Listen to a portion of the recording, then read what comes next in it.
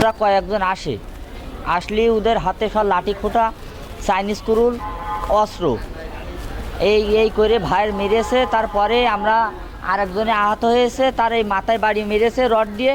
আনলি তার মাইকুর আমরা ফোন দিয়ে আনার সাথে সাথে মাইকুর আসার সাথে আমরা তার নিয়ে আসছি যে ওরা আবার আক্রমণ করেছে আমাদের পরে গাড়ি দাঁড়ান করে।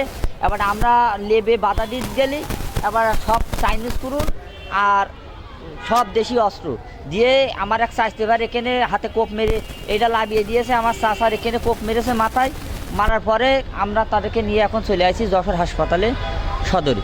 মেরেছে আছে নদাপাড়া রফির ছেলে, নাসের, আবদারের ছেলে, আর হচ্ছে ওই জসিম ইরা কয় ভাই ছেলেপিলে মিলে এরা আক্রমণ করেছে আমাদের ঘরে। সত্যি ইনার মাথায় বাড়ি মেরেছে। এবার ডাক্তারের কাছে নিয়ে আসছি, এবার ওরা এসে আবার আটক করে তো পানি দিয়ে ও পুকুরির পানি ছাড়ছে, ধানের বুইডে পানি যাচ্ছে তাই নিয়ে। সবগুলো হচ্ছে এরা বললো চাইনিজ কুড়াল, শার্প ইঞ্জুরি ছিল সবারই।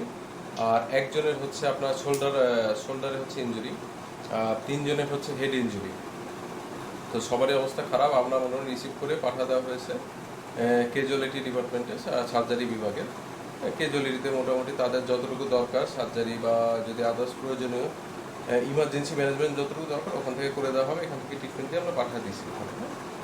আর বাকি যা কিছু পুলিশ সংক্রান্ত যেসব কাজ আমাদের এখান থেকে যতটুকু দরকার ততটুকু ইনফরমেশন আমরা হচ্ছে নোট করে রাখছি। বাকি যদি কোনো কিছু প্রয়োজন হয় আমরা ক্যাজুয়ালিটিতে ওটা বাকিটুকু হচ্ছে ওটা নোট করে রাখি। আপনার নাম বলছি? আমার নাম ডক্টর জোবান আহমেদ।